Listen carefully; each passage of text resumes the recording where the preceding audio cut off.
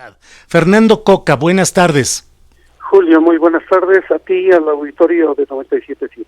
Gracias, Fernando. Pues lo que señalas es muy preocupante porque hablas de toda una serie de evidencias, de actos de corrupción que se fueron descubriendo y particularmente con el anterior presidente de este sistema público de radiodifusión, que es el licenciado Armando Carrillo Labat, y que pareciera que no hay la voluntad política para avanzar en esas investigaciones, Fernando.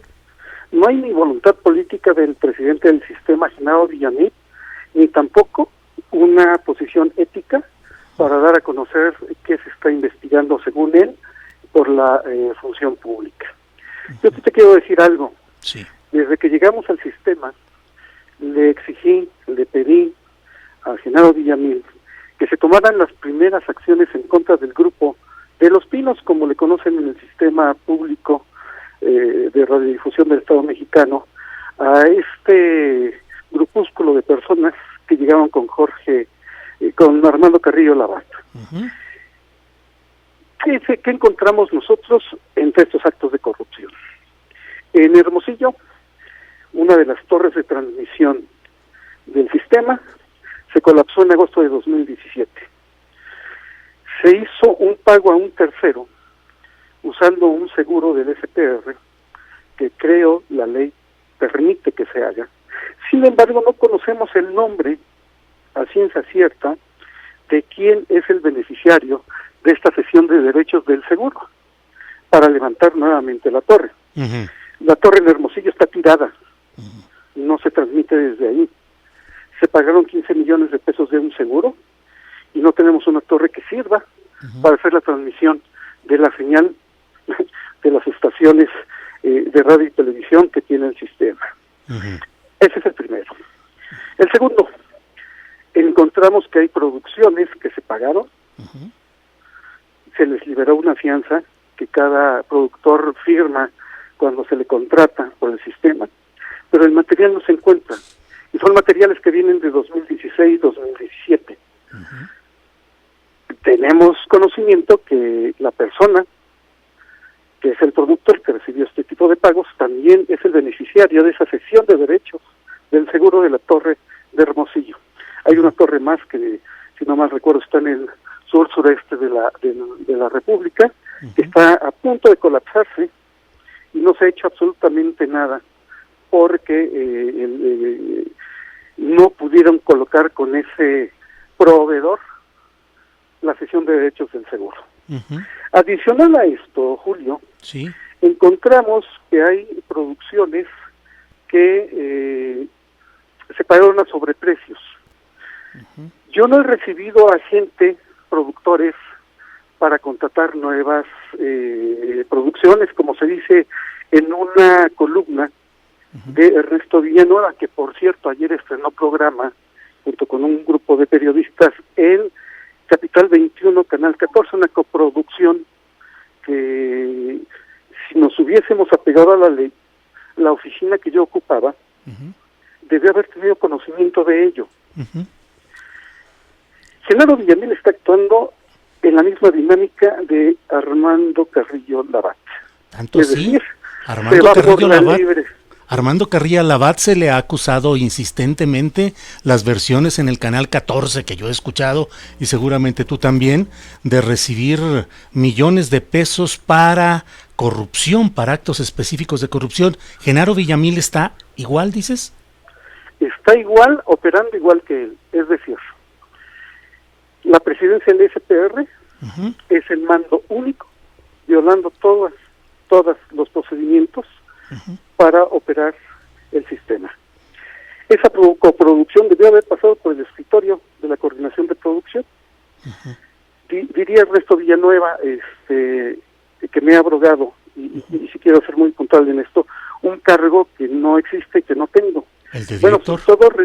si todos revisan el día 23 de febrero, el video de la mañanera, en el minuto 21, hay un señor en Palacio Nacional que comenta que seré yo el director del Canal 14. Pero jurídicamente no lo eras aún. A ver, el asunto es este. Y espero que Villamil tenga el valor civil que no ha tenido hasta hoy para reconocerlo. Me pidió Villamil que hiciera yo la reestructura del sistema, dividiéndolo en el canal 14, televisión, y SPR Radio, que la dirección la ocupará Fernando Chamizo, que ocupa una dirección en tanto, una coordinación en tanto se hace esto. Sí. ¿Se puede? Sí se puede. El cuarto transitorio que crea el SPR nos permite hacer esta reconstrucción funcional para dar paso a las direcciones. Uh-huh. Él dio la instrucción, yo empecé a trabajar en eso. En breve les haré llegar a ustedes en qué íbamos. Uh-huh. Sin embargo, sí he de reconocer que los documentos, que son como 4 o 5, en los que, por cierto, como dice Villanueva, yo pagué producciones, uh-huh, es totalmente falso. Lo que sí hice fue revocar al menos dos uh-huh producciones contratadas el 10 de enero por Armando Carrillo Labat y su gente, uh-huh, por la falta de calidad que en estas se encontraba. Oye, y una Fernando, más que sí, se encontraba en proceso de calificación técnica, uh-huh, por 8 millones de pesos, para ver si era susceptible de ser programada. Fernando, ¿acusas concretamente a Genaro Villamil de practicar actos de corrupción que lo benefician económicamente a él? Yo lo acuso de simular ser alguien que dice combatir la corrupción y con su inacción en contra de los actos cometidos en la administración de Armando Carrillo Labat, los está protegiendo. Nosotros encontramos hechos...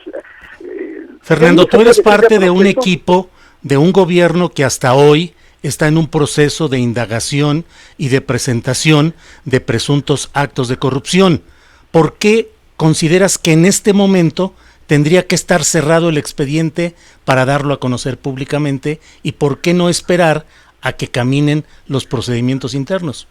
Porque hay elementos de 2016 en donde nosotros hicimos la investigación total. ¿Nosotros quién? Yo y el equipo que me acompañó. Empleados del sistema público de radiodifusión. Fíjate que es una persona que ni siquiera quisieron contratar ellos, Genaro. A ver, pero no entiendo, ¿era una investigación oficial o no? Es una investigación que se empezó a hacer cuando yo llegué al sistema. Por eso, pero ¿se hizo de manera oficial o no? Claro, incluso. ¿Con gente externa? No, con gente de adentro. Ah. Con gente del departamento jurídico, uh-huh, con gente de la subdirección de imagen. ¿Y por qué tendría que resolverse eso en este momento luego de que fuiste despedido? Bueno, desde que estaba yo ahí, Julio, a ver, insisto, hay elementos que nos permiten decir que eso sucedió. A ver, te voy a dar un ejemplo. De acuerdo, yo lo que pregunto es por qué en este momento tendría que estar resuelto lo que tú investigaste y no en los trámites administrativos normales. A ver, lo que yo le pedía a Villamil es que se diera vista tanto a la Fiscalía como a la Función Pública. ¿Y por qué supones que no se le va a dar vista? Porque él me dijo que en este momento no se haría. Él lo enunció, él lo dijo, él lo aseguró. ¿Y que no lo haga en este momento te hace suponer que nunca lo hará? Mientras las cosas no se hacen, no están hechas, no hay hechos contundentes que te digan que estás actuando conforme a derecho. ¿Qué te estoy diciendo, Julio? Uh-huh. Encontré una producción de 2016. Se pactó para 13 capítulos. Uh-huh. Se pagaron 10 millones de pesos. La serie no existe en el sistema. Contratada en esta gestión de Genaro. En el 2016. Genaro llegó en el 2019. Uh-huh. Se pagaron 10 millones de pesos. Sí. Tengo un tuit de Manuel Gálvez, que era el entonces coordinador de, más que un tuit, un WhatsApp, en ese entonces, en donde le está pidiendo la semana pasada a funcionarios de el SPR, uh-huh, a que aprovechando que no está Fernando Coca ya, uh-huh, se metan esos materiales para solventar las fallas y las faltas cometidas. Es una producción que ya se pagó por 10 millones de pesos desde 2016, es decir, hace casi 3 años. Uh-huh. Julio, ese es un hecho contundente de corrupción, y no querer dar vista te hace cómplice. Pero lo que yo sigo sin entender, Fernando, ¿por qué decir no querer dar vista? No se ha terminado, esto apenas tiene 3, 4 meses, no ha terminado un proceso. El propio Genaro ha dicho que estos asuntos han sido presentados a la Junta de Gobierno del Sistema Público de Radiodifusión. Pues yo estuve en la última junta y la primera en donde estuvo él y no se presentó ningún dato. Yo estuve en esa junta y miente Villamil si dice eso. Miente Villamil si dice que hay una... Yo acabo de hablar a la función pública preguntando por esa investigación y me dicen que no existe. Bueno, pues incluso, es muy grave todo lo que dices, más allá de los... Según Villanueva, de un acto de corrupción. Yo nada más quiero decirle al señor Villanueva, yo no firmé ningún contrato, por el contrario, revoqué de los 3 que encontramos firmados en enero, 2. Si el señor Villanueva tiene los elementos, pues que nos dé el número de expediente. Yo estoy dispuesto a acudir ante las instancias. Entiendo que tú también vas a dar... administrativas sí. Para este asunto. Sí. ¿Por qué se lo decía todo a Villamil? Porque dice que tiene una personalidad jurídica como presidente del sistema, que además tendría que darle vista a alguna de las áreas para que inicie el procedimiento administrativo y judicial que den claridad a esto. Claro. Corrupción hay. Claro. Yo me explico cómo alguien, como Villamil, sí. que toda la vida hemos leído que denuncia corrupción con datos incluso no del todo sustentados. Ajá. Hoy no lo hace, cuando sí tiene todos los datos sustentados. Bien, Fernando, entiendo que además... Perdón. La congruencia aquí es muy valiosa, Julio. Sí, claro, sin lugar a dudas. Entiendo que mañana o no sé, vas a presentar pruebas documentales de todo esto que hoy estás mencionando. Fíjate que poco a poco iré metiendo estos datos que tengo, incluido los 10 oficios que firmé como funcionario. Quiero saber por qué Villamil, usando a sus amigos, en este caso Villanueva, me están difamando, me están amenazando con echarme encima las investigaciones por actos, según ellos, cometidos por mí, de corrupción. Yo reto a Villanueva, que hoy en tu programa, que lo vas a tener, diga qué acto de corrupción, con qué producción hice el pago. El área que yo tengo solamente valora técnicamente las producciones. Es otra área la que hace el pago, no yo. Bien. Pues Fernando, estaremos atentos al curso que tenga esta investigación. Coincido contigo en que son hechos muy delicados. Hay una versión corriente e insistente, es decir, corriente en curso, insistente, de los muchos manejos irregulares, corruptos que se han dado en el sistema público de radiodifusión del Estado mexicano y en otras instancias. Esperemos que denuncias como las tuyas, Fernando, sirvan para ir aireando este asunto y obligando a las autoridades a que actúen conforme a derecho y veamos al fin, Fernando, que haya castigo a esta corrupción que en general pareciera contar pues con un pacto de impunidad o un pacto generalizado de protección. Pareciera que es eso, Julio. Y bueno, yo sí quisiera invitar a don Ernesto Villanueva a que mañana él ponga el lugar y la fecha para ir al Ministerio Público, a la función pública, a que levante la denuncia de lo que dice que yo cometí fuera de la ley. Yo lo acompaño a su denuncia y en ese momento me pongo a disposición de cualquier autoridad para que se investigue. Bien. Y si no, que hoy mismo se disculpe. Bien, y si no, Fernando, aquí los micrófonos están listos para que tú y Ernesto Villanueva puedan debatir, discutir públicamente lo que crean que convenga.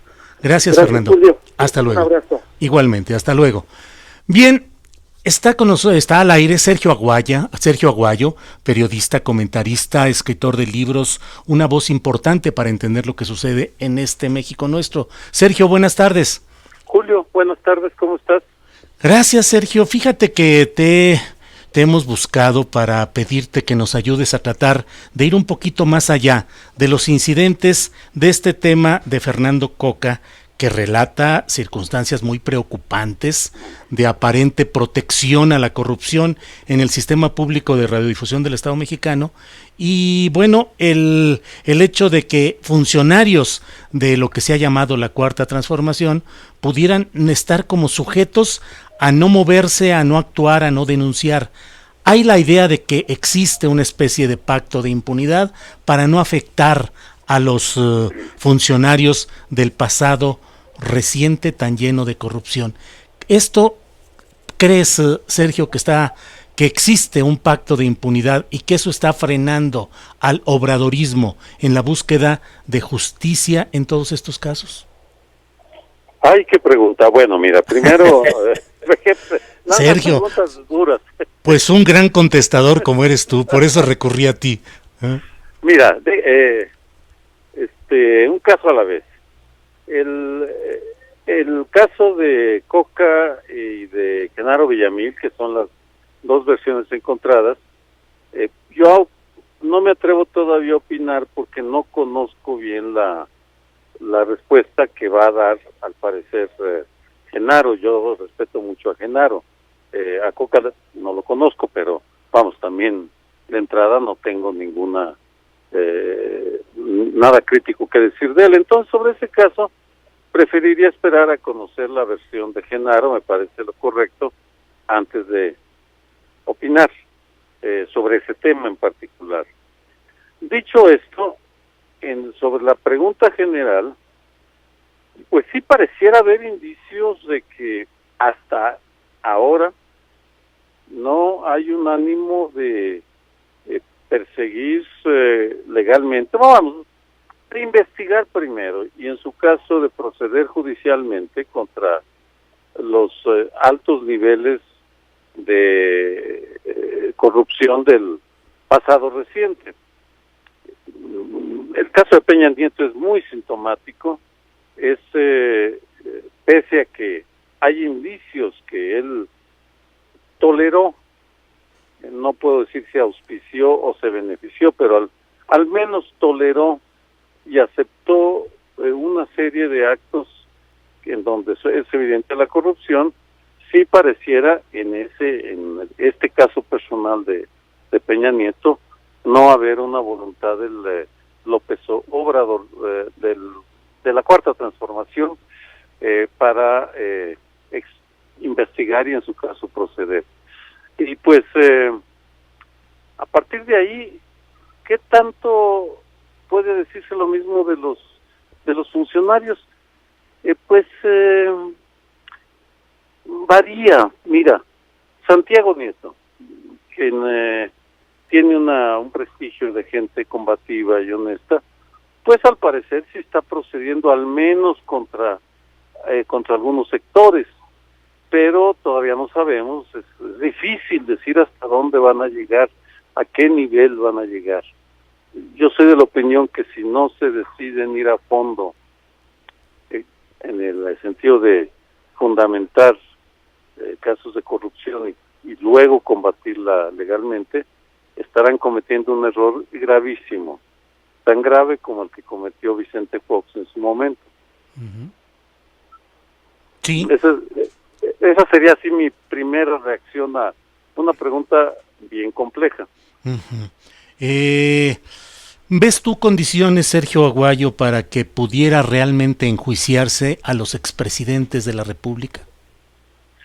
Mira, el presidente López Obrador nos prometió una consulta nacional que iba a realizarse al parecer en marzo. Luego ya no han dicho nada para proceder, para saber si queríamos que se investigara y en su caso persiguiera judicialmente a los presidentes a partir de Carlos Salinas de Gortari, con un anuncio que parecía pues muy revolucionario, pero luego ya guardó silencio. No lo entiendo. Espero que no haya sido una de esas promesas que el viento se llevó.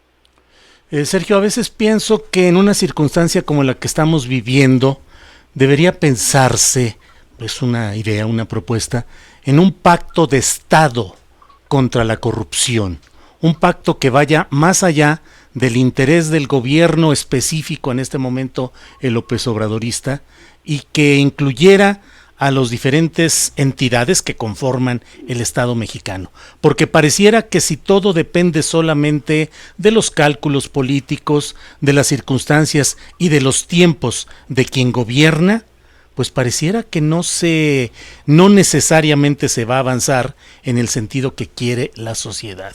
¿Tú piensas que podría o debería haber una especie de pacto de Estado o de acuerdo nacional contra la corrupción? Mira, sí, así de entrada se oye muy bien que hubiera, pero los problemas empiezan cuando viene el momento de perseguir a personas concretas que militan en partidos concretos o están en dependencias muy específicas. Y en ese sentido, sí, suena bien, pero lo veo difícil. Yo lo que creo es que los órganos encargados de proceder o de hacer valer la honestidad de imponer la lucha contra la corrupción deberían estar funcionando a toda velocidad. Y en estos momentos, al día de hoy, al único que se le ve que ha tomado algunas medidas en la guerra contra el huachicol es a la Unidad de Investigación Financiera de Hacienda, pero a la Secretaría de la Función Pública pues no se le nota actividades, tampoco la Fiscalía General de la República al día de hoy. En consecuencia, creo que por lo pronto bastaría que las entidades que tienen la encomienda de hacer ese trabajo se pusieran a hacerlo. Pero, pues, aquí viene la duda y hay que plantearla claramente. Y lo voy a poner tal vez con bastante crudeza. Es evidente que el presidente López Obrador está acumulando en una gran cantidad de poder y que quiere seguir acumulándolo. Mi opinión es que, aun cuando sea comprensible la inercia, tenemos que apoyarlo o repudiarlo dependiendo del balance que hacemos sobre la manera como están utilizando el poder que ya tienen. Y en ese sentido, Julio, creo que no nos están rindiendo buenas cuentas al día de hoy en la lucha contra la corrupción, a excepción, te diría, del combate al huachicol hasta ahora. Sí. 4 meses son muchos o son pocos. Pues, los partidarios de López Obrador te dicen, son pocos, ténganle paciencia. Bueno, ¿cuánto tiempo es lo razonable?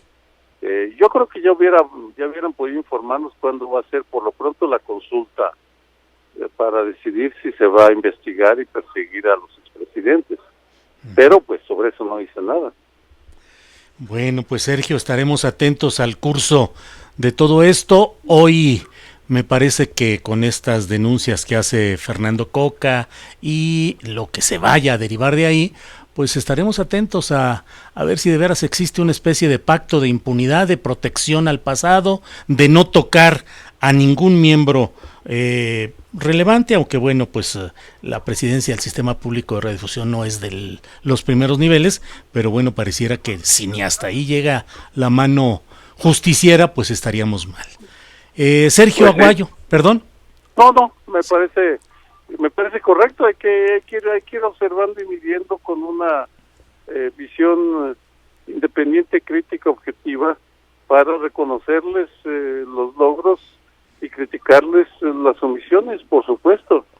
Bien, pues Sergio Aguayo, muchas gracias por estas palabras, por tus respuestas a preguntas que he hecho, y te lo agradezco como siempre, Sergio. Bueno, un abrazo. Sale, hasta luego, gracias. Hasta luego. Ernesto, ¿estás en el complot y en el linchamiento contra Fernando Coca? No, en absoluto, claro que no. Yo creo que hay que poner las cosas en su justa dimensión, no es un linchamiento. Evidentemente yo lo que hice fue ejercer mi libertad de expresión en los términos que establecen los artículos 6 y 7 constitucionales, Y de lo que has dicho, primero ahí habría que señalar de entrada la primera mentira.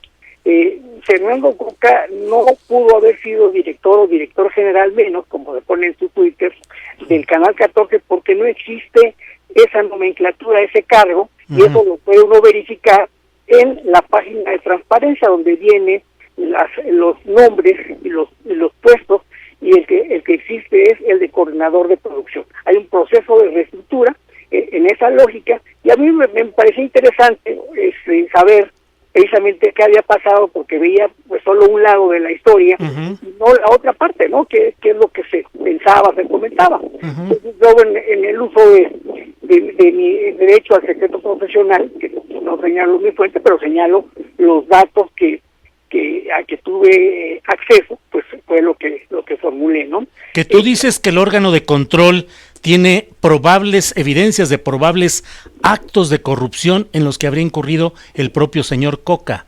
Exactamente. Bueno, efectivamente, tú lo señalas correctamente. Cuando hablamos de probables no es una imputación directa, sino de que existe la probabilidad de que esto sea un acto efectivamente de corrupción por las razones que ya apunté, es decir, por la autorización de series que no fueron entregadas o fueron entregadas en mal estado, y seguramente pues esto será de conocimiento pues de la Junta de Gobierno en el momento procesal oportuno, ¿no? Probables actos de corrupción y probable inocencia, Ernesto Villanueva. Todo servidor público que haya hecho cualquier acto administrativo, pues puede ser señalado de que podría haber actos de corrupción. No, bueno, acá digamos que sí se tienen elementos que permiten, y en ese caso pues falta la determinación. Por supuesto, ahí también habría que señalar que existe en principio la presunción de inocencia, estoy de acuerdo, pero aquí digamos que las razones para la salida pues se da todo en un contexto, y esos fueron los elementos que justificaron, así como la búsqueda de una estructura paralela dentro del propio Canal 14, pues lo cual pues estaría fuera de la norma si esto estuviese aprobado en sus términos. ¿Cómo una estructura paralela? Es decir, contratar gente aparte de la que ya está contratada para tener dos, ahora sí que, como ha sucedido en varias instituciones, tienes a la gente de estructura y tienes por otro lado gente contratada por honorarios, y a veces pues se ha dado en donde la gente de estructura pues no la tomas en cuenta y trabajas con gente que contrataste proceso para hacer esa labor, ¿no? Generando con ello pues una duplicidad de funciones. Señalas tú que sorprende que no hubiera presentado denuncias Fernando Coca de hechos citando probables responsables en la Fiscalía Anticorrupción. Por supuesto, es que en este caso tú señalas que él presentó denuncias, sin embargo, hasta donde tengo conocimiento no hay ninguna denuncia presentada. Eso es una falsedad. Una denuncia se hace, como su nombre lo indica, ante el órgano, en este caso la Fiscalía General de la República, en materia penal, que es el nombre de la denuncia, es decir, que son delitos que se persiguen en juicios, y donde la persona que hace la denuncia, pues obviamente se presenta, da sus señalamientos, y puede poner ahí pues, probables responsables, o dejar que sea la autoridad en un momento determine. Me parece que ese es el camino, y bueno, no me parece, es el camino jurídicamente que existe. Sabes que había una denuncia y no hay ninguna denuncia, no hay ninguna carpeta de investigación, o que tú no tengas esa información, por lo menos hasta ayer no había ninguna, ¿no? En la Fiscalía General de la República, y en este caso una queja ante la propia Secretaría de la Función Pública, que es lo que uno hace primero siendo servidor público, ¿no? Claro. Eso no lo establezco yo, eso está establecido en la Ley de Responsabilidades, y esto ya la nueva Fiscalía, que precisamente para eso está, pero lo que se hace más bien es un señalamiento, por decirlo así, en los medios. Pero si tú partes de que no existe, que dices tener un cargo que no existe en tu propia cuenta de Twitter, pues ya estamos empezando. Oye, Ernesto Villanueva, tú que eres un hombre versado y conocedor de todos estos entretelones, aquí entre nos, platícanos entonces, ¿qué crees que es lo que causó esta reacción del señor Fernando Coca? Bueno, no sé, la verdad desconozco, hasta lo que yo tengo entendido, pues lo que supongo yo, esto como una hipótesis, es de que pues no se le permitió crear esa estructura paralela, solicitar un presupuesto especial para esa estructura ante la Cámara de Diputados, que no aprobó esa ampliación presupuestal, y bueno, pues esto generó pues un encono, una molestia, y bueno, pues que llevó a que se sustituyera, que efectivamente pues el titular tiene la atribución de nombrar y remover libremente a las personas que están en los diferentes cargos, con pues digamos siendo por lo menos de manera razonada, ¿no? Que es el caso del ingreso ahí de Leticia Salas, pues que para mí, que la conozco yo, una gran profesional en temas de televisión, de radio, ha ocupado puestos directivos de gran magnitud, y eso pues avala pues una trayectoria de vida profesional en ese campo específico, lo cual creo yo que es una decisión muy acertada de Genaro Villamil de incorporar a una mujer con esas credenciales profesionales en un proyecto renovado de hacer de los medios públicos precisamente que sean públicos y no sean ya medios del gobierno, que es lo que sinceramente había venido pasando. Ernesto Villanueva, ¿defiendes a Genaro Villamil porque es tu amigo? No, para nada. No lo defiendo porque es mi amigo. Me parece que lo que señala es que yo reconozco a Genaro Villamil, le tengo yo un reconocimiento profesional. Me parece, cuando yo vi eso, pues de entrada no compartí esa idea y por eso quise adentrarme un poco más, pero no hay, como se ha señalado, cuando yo de entrada ni formo parte de su equipo, ni entré a la revista Proceso por él, yo llegué primero que en la Proceso. Yo estoy en la parte de opinión, no en la parte de investigación o de reportajes. No trabajo en el Canal 14, no cobro en ninguna institución de gobierno, pero salvo la UNAM, si le consideramos gobierno, ¿no? Pero me refiero, salvo la UNAM, por razones obvias de que soy investigador ahí, no estoy en ninguna vinculado a ninguna otra institución, ni el Canal 14 ni ninguna otra, ¿no? Muy bien. Esto es simplemente pues un ejercicio de mi libertad de expresión. Bien, pues Ernesto Villanueva, te agradecemos mucho esta oportunidad de conocer tu punto de vista sobre este asunto y estaremos atentos, ya seguiremos. Ernesto Villanueva, gracias. Gracias a ti, Julio. Hasta luego. Igualmente, buenas tardes.